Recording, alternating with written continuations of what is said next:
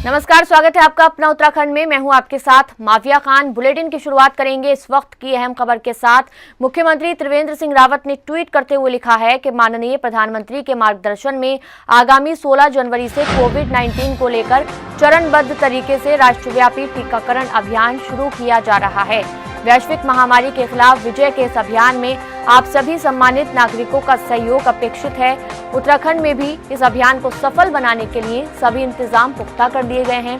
चरणबद्ध तरीके से कोविड टीकाकरण को तैयारी के क्रम में प्रदेश में इस पूरी प्रक्रिया का सफलतापूर्वक ड्राई रन कर लिया गया है। आप सभी इस कार्यक्रम में अपना सहयोग दें।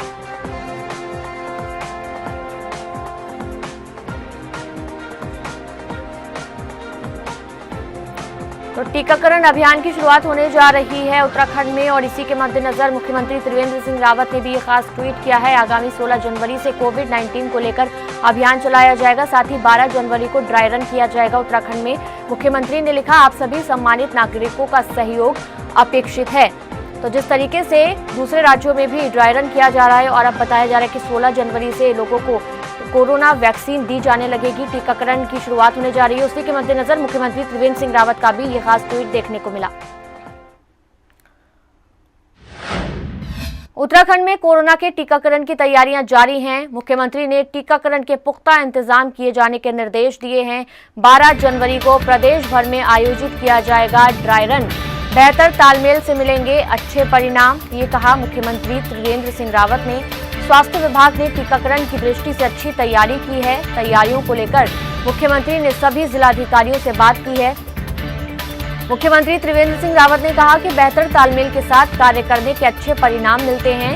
उन्होंने कहा कि टीकाकरण के लिए किसी के मन में भ्रांतियां न रहें, इसका विशेष ध्यान रखा जाए। इसके लिए अलग अलग सामाजिक संगठनों, व्यापारी मंडलों और समाज के बुद्धिजीवी वर्गों के साथ बैठकें आयोजित की जाएं। तो टीकाकरण की शुरुआत होने जा रही है उत्तराखंड में भी और मुख्यमंत्री त्रिवेंद्र सिंह रावत बेहद सक्रिय बने हुए हैं और लगातार लोगों को, जिलाधिकारियों को भी उन्होंने निर्देश दिए हैं। इसके अलावा जो कोई भी अधिकारी हैं, जो भी वो लोग जो इस अभियान से जुड़े हुए हैं, उन सभी को खास दिशा निर्देश देते हुए दिखाई दिए उत्तराखंड के मुख्यमंत्री त्रिवेंद्र सिंह रावत। दिल्ली के उप मुख्यमंत्री मनीष सिसोदिया ने एक वीडियो जारी करते हुए उत्तराखंड सरकार पर हमला बोला है। जारी किए गए वीडियो में मनीष सिसोदिया ने कहा कि जब से उत्तराखंड सरकार की पोल खुली है, पूरी की पूरी सरकार बौखलाई हुई है। उत्तराखंड सरकार मेरे सवालों का जवाब देने के बजाय मुझे गाली दे रही है। मनीष सिसोदिया ने कहा कि आज उत्तराखंड के लोग सेल्फी लेकर अपने सरकारी स्कूलों और अस्पतालों की हालत बयां कर रहे हैं। 20 साल पहले अच्छी शिक्षा और स्वास्थ्य सुविधाओं के लिए उत्तराखंड राज्य का निर्माण हुआ था, लेकिन आज 20 साल बाद राज्य की क्या हालत है ये सबको मालूम है। मनीष सिसोदिया ने कहा कि उत्तराखंड सरकार के पास 1 साल का समय बचा है। इस 1 साल में या तो सरकार राज्य की जनता को अच्छी सुविधाएं मुहैया करवाए, नहीं तो 1 साल बाद जनता सरकार को ही बदल देगी। उत्तराखंड में जब से त्रिवेंद्र रावत सरकार की पोल खोली गई है, उसके बाद से वहाँ के मंत्री, वहाँ के मुख्यमंत्री पूरी तरह से बौखला गए हैं।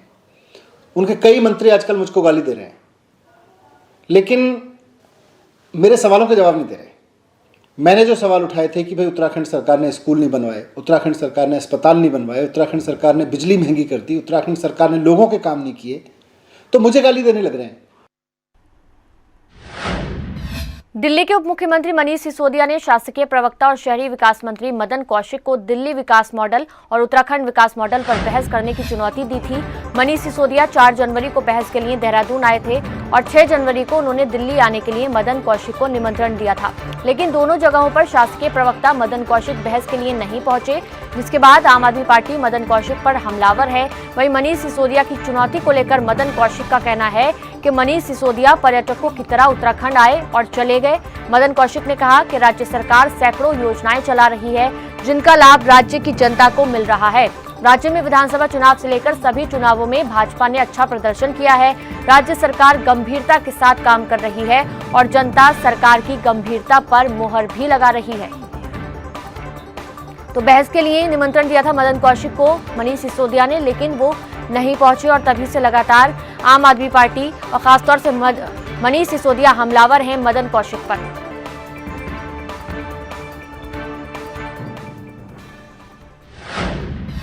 कोविड-19 की रोकथाम के मद्देनजर पिछले मार्च महीने से ही स्कूल बंद हैं। करीब 9 महीने बीत जाने के बाद अब भी कोरोना का संक्रमण कम नहीं हुआ है, जिसको देखते हुए अब बच्चों की परीक्षाओं पर भी संकट मंडरा रहा है। स्कूल खोले जाने और परीक्षाएं आयोजित कराने को लेकर फिलहाल स्थिति स्पष्ट नहीं हो पा रही है। शिक्षा मंत्री अरविंद पांडे का कहना है कि स्कूल खोले जाने और परीक्षाएं कराने को लेकर फिलहाल कुछ भी नहीं कहा जा सकता है। स्कूल खोलने को लेकर भारत सरकार की जो भी गाइडलाइन आएगी उसी के मुताबिक फैसला लिया जाएगा। तो बच्चों की परीक्षाओं पर कोरोना का संकट लगातार मंडराया है और स्कूल खोले जाने और परीक्षाओं को लेकर स्थिति अभी भी स्पष्ट नहीं है। सरकार की गाइडलाइन के मुताबिक फैसला होगा, ये कहा है शिक्षा मंत्री ने। बच्चों की जहां शिक्षा बहुत आवश्यक है, उनका जीवन भी बचाना सरकार की प्राथमिकता है। तो शिक्षा के साथ साथ उनकी ज़िंदगी को बचाना भी सरकार की जिम्मेवारी है।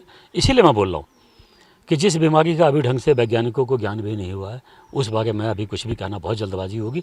जैसे भारत सरकार का गाइडलाइन आएगी उसी के हिसाब से स्कूल भी खुलेंगे और बच्चों की गृह परीक्षा भी होंगी। जहां कोरोना वैक्सीन को लेकर देश में खुशियों की लहर दौड़ रही है, तो वहीं वैक्सीन को लेकर राजनीतिक पार्टियां सवाल खड़े कर रही हैं। पिछले दिनों उत्तर प्रदेश के पूर्व मुख्यमंत्री अखिलेश यादव ने वैक्सीन को लेकर सवाल खड़े किए थे, तो अब उत्तराखंड के पूर्व मुख्यमंत्री हरीश रावत ने अपने दौरे के दौरान वैक्सीन को लेकर सवाल खड़े किए हैं। पूर्व मुख्यमंत्री हरीश रावत ने थर्ड ट्रायल को लेकर सवाल उठाए हैं और यूपी के सीएम के जरिए वैक्सीन को लेकर उठाए गए सवाल पर कहा कि लोकतंत्र में सवाल नहीं उठेंगे तब क्या पाकिस्तान में उठेंगे, कहते हुए चुटकी ली है हरीश रावत ने। आपको बता दें कि पूर्व मुख्यमंत्री हरीश रावत कुमाऊं के दौरे पर थे। अपने दौरे के दौरान उधम सिंह नगर के काशीपुर में कार्यकर्ताओं से भेंट वार्ता कार्यक्रम में शिरकत की थी, जहां उन्होंने पत्रकारों से बातचीत करते वक्त कोरोना वैक्सीन को लेकर पहले वैज्ञानिकों को बधाई दी और फिर उन्होंने कहा कि केंद्र सरकार के जरिए थर्ड ट्रायल करना चाहिए था। कोरोना वैक्सीन को लेकर देश भर में खुशियों की लहर है, तो वहीं पूर्व मुख्यमंत्री हरीश रावत सवाल खड़े कर रहे हैं।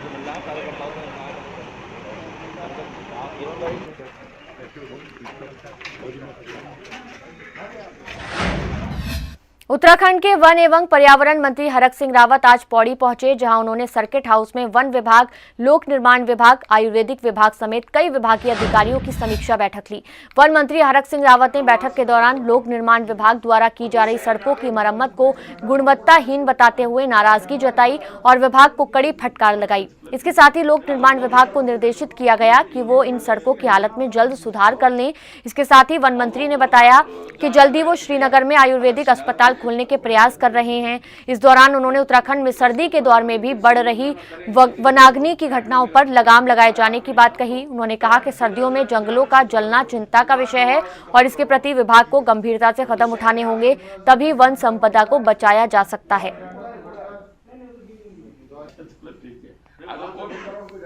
पौड़ी जनपद उत्तराखंड का सबसे बड़ा जनपद है, विशेषकर विकासखंड के दृष्टिकोण से, ग्रामीण क्षेत्र के दृष्टिकोण से। और मैंने पीडब्ल्यूडी से ये अनुरोध किया है कि एक तो गुणवत्ता इतनी अच्छी हो और विशेष करके जिन सड़कों पर जो ज़िले से ज़िले को जोड़ती हैं, ब्लॉक से ब्लॉक को जोड़ती हैं, उन सड़कों पर पहले प्राथमिकता दिया जाए कि वो सड़कें बिल्कुल चुस्त दुरुस्त हों बिल्कुल। और विशेष करके जहाँ टूरिज्म की गतिविधियाँ हैं, जहाँ विशेषकर जैसे सेंधी खाल और रथवा ढाब है, तो ये सड़कें बिल्कुल ठीक होनी चाहिए। और मैंने इनसे कहा है कि भाई जिला योजना में आप उस चीज़ को प्रस्तावित करें जो आपको कहीं से नहीं हो पा रहा, राज्य योजना से, नाबार्ड से जब कवर नहीं हो पा रहा है तब आप करें। उत्तराखंड में मिशन 2022 की तैयारियों में जुटी सत्ताधारी बीजेपी अब फुल एक्शन में आ गई है। चुनावी महाभारत से पहले सीएम त्रिवेंद्र सिंह रावत कोई कोर कसर नहीं छोड़ना चाहते हैं। मुख्यमंत्री ने राज्य के विकास के लिए 100 करोड़ की विभिन्न योजनाओं को मंजूरी दे दी है। मुख्यमंत्री के ताबड़तोड़ एक्शन से संगठन भी काफी खुश है। मुख्यमंत्री त्रिवेंद्र सिंह रावत के ताबड़तोड़ फैसलों से पार्टी को उम्मीद है कि बीजेपी एक बार फिर सत्ता में प्रचंड बहुमत के साथ वापसी करेगी। वहीं कांग्रेस का तर्क है कि जिस वक्त कर्मचारियों को वेतन देने के लिए भी कर्ज लेना पड़ रहा हो, उस वक्त में सरकार की ये तमाम घोषणाएं हवा हवाई हैं। देखिए हमारी रिपोर्ट। विकास के मुद्दे पर विपक्ष का वार, एक्शन में आए टीएसआर। विकास के लिए 100 करोड़ रुपए खर्च करेगी त्रिवेंद्र सरकार। उत्तराखंड के विकास के लिए 100 करोड़ रुपए की सौगात। क्या विकास के हथियार से बीजेपी देगी विपक्ष को मात?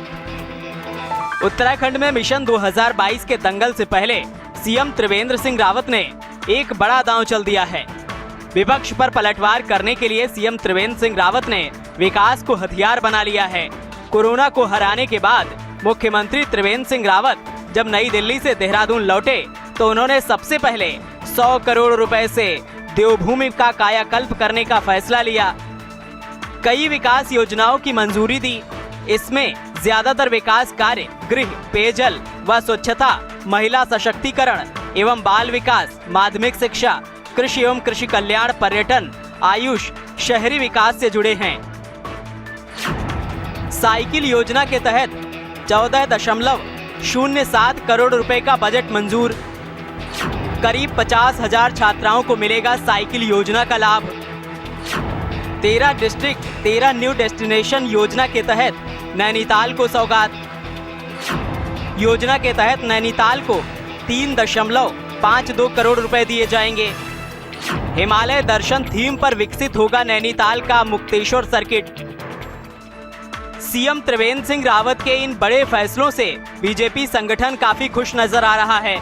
बीजेपी प्रदेश उपाध्यक्ष देवेंद्र भसीन का कहना है कि त्रिवेंद्र मॉडल से राज्य का विकास तेजी से हो रहा है और 2022 में एक बार फिर बीजेपी की प्रचंड बहुमत से सरकार बनेगी। माननीय मुख्यमंत्री जी कोरोना को पराजित कर तत्काल सक्रिय हो गए और उन्होंने एक साथ 100 करोड़ की विकास योजनाओं को अपनी स्वीकृति प्रदान की। निश्चित तौर पर हम अगला चुनाव इस रूप में जीतने वाले हैं क्योंकि माननीय मुख्यमंत्री श्री त्रिवेंद्र जी के नेतृत्व में प्रदेश में विकास की एक नई लहर चल रही है और हम विकास के मुद्दे पर ही जनता के बीच में जाएंगे। बीजेपी सीएम त्रिवेंद्र सिंह रावत की पीठ थपथपा रही है तो विपक्ष सवाल खड़े कर रहा है। कांग्रेस को सरकार के दावों पर रत्ती भर भी भरोसा नहीं है। कांग्रेस प्रदेश उपाध्यक्ष सूर्यकांत धस्माना ने सरकार से पिछले 4 सालों में किए गए विकास कार्यों का श्वेत पत्र जारी करने की मांग की है। वहीं वरिष्ठ पत्रकार जय सिंह रावत का कहना है कि उत्तराखंड पर लगातार बढ़ता कर्ज और आय से कम साधन के चलते इन योजनाओं को धरातल पर उतारना आसान नहीं है।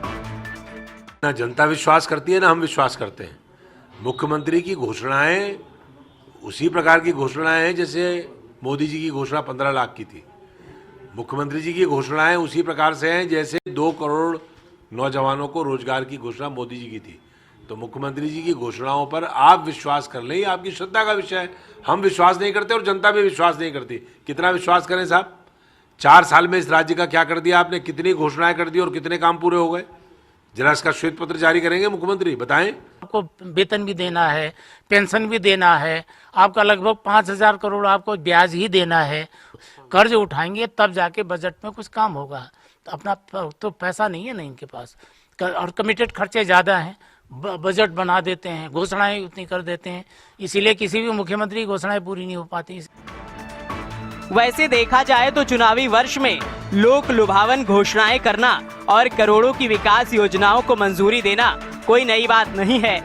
पिछली सरकारें भी यही करती रही हैं और मौजूदा सरकार भी चुनाव को देखते हुए ताबड़तोड़ फैसले ले रही है। अब देखना ये है कि सरकार की ये योजनाएं धरातल पर उतर पाती हैं या नहीं। देहरादून से किशोर रावत और चंद्रमोहन के साथ अंकित काला, हिंदी खबर। देहरादून से आपको अहम खबर बता दें, जहां कांग्रेस के प्रदेश प्रभारी और नेता प्रतिपक्ष ने संयुक्त प्रेस कॉन्फ्रेंस की।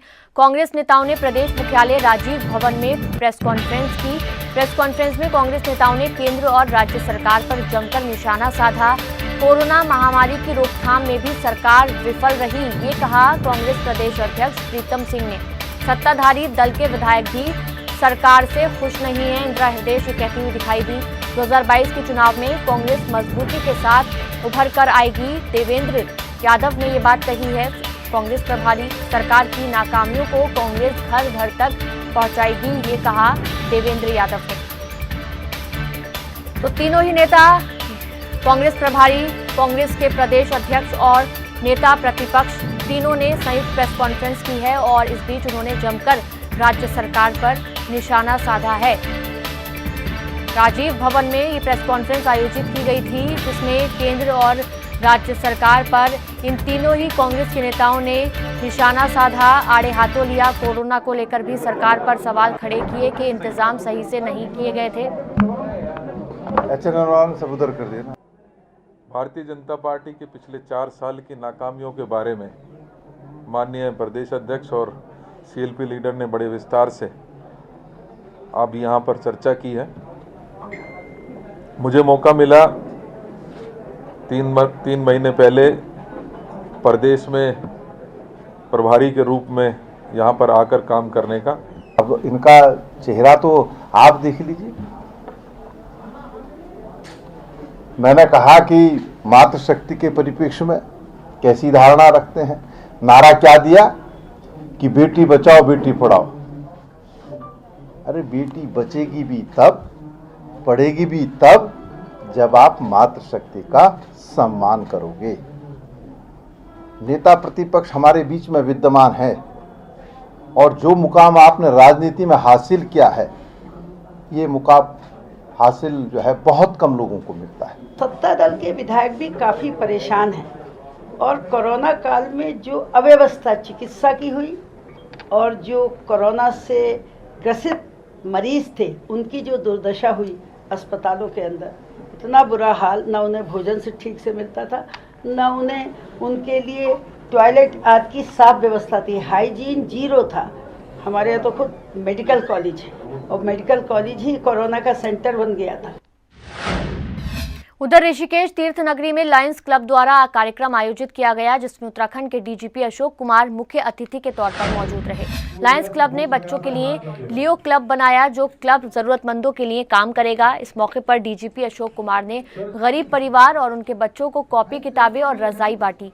साथ ही अशोक कुमार ने छोटे बच्चों का मनोबल बढ़ाने के लिए शपथ भी दिलाई। इस दौरान लायंस क्लब के प्रेसिडेंट ने बताया कि क्लब जरूरतमंदों और गरीब लोगों के लिए हमेशा की तरह आगे भी काम करता रहेगा। जितने बच्चे हमारा क्लब, उनको कई सालों से उनकी फ्री ऑफ कॉस्ट बुक्स और कॉपी किताबें सब कुछ है। आज हमारी जूनियर विंग, जो हमारे क्लब के जितने बच्चे हैं मेंबर्स के, उन सबका एक हम लोगों ने नया लियो क्लब ऋषिकेश फाउंड किया है, जो कि आज हमारे उत्तराखंड के डीजीपी श्री अशोक कुमार जी के हाथों हुआ है उसका उद्घाटन। अच्छा, इसके साथ साथ कुछ गरीब बच्चों के लिए भी आपने कुछ किया? इसके अलावा भी हम लोगों ने आज कुछ अपना निर्धन लोगों को, जिनको ज़रूरत थी, उनको रजाइयाँ बांटी हैं। प्लस उसके अलावा हम लोगों ने एक एक्टिविटी और करी है कि एक निर्धन परिवार था जिनमें कुछ हेल्थ दिक्कत चल रही थी, वो हॉस्पिटल में एडमिट है, तो उनको मतलब इलाज के लिए भी हम क्लब के द्वारा हेल्प की है।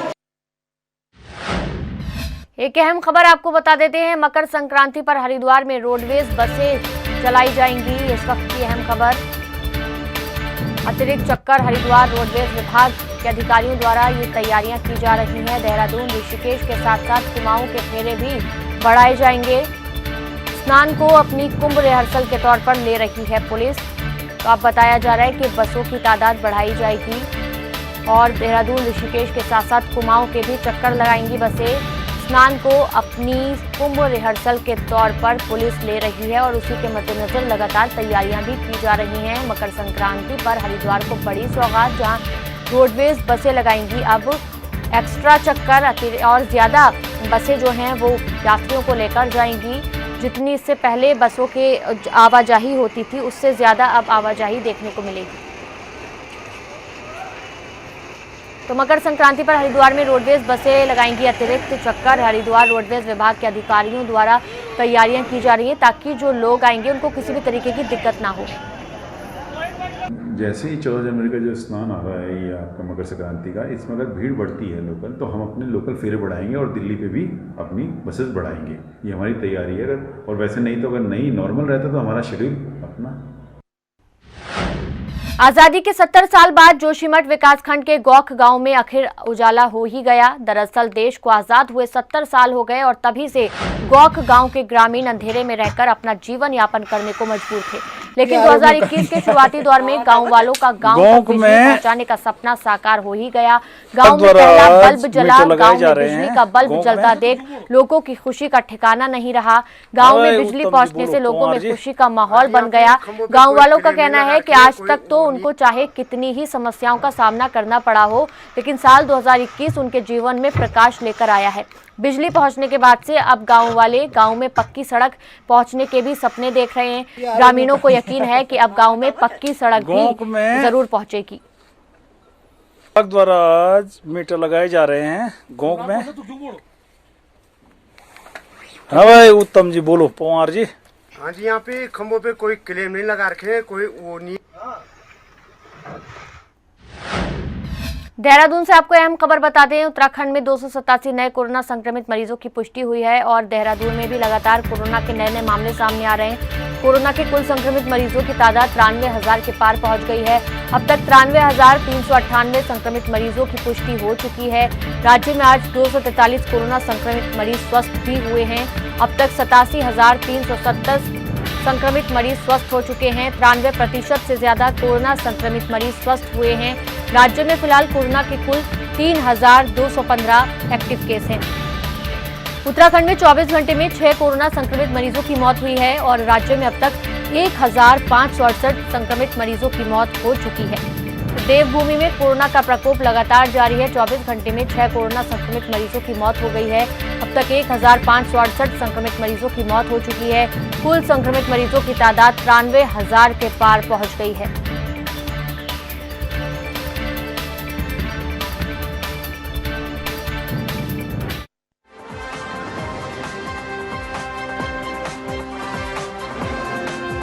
तो 24 घंटे में 6 कोरोना संक्रमित मरीजों की मौत हुई और फिलहाल जो आंकड़ा है वो लगातार बढ़ता हुआ दिखाई दे रहा है। अब तक 1,000 से ज्यादा लोग अपनी जान गंवा चुके हैं कोरोना के चलते उत्तराखंड में।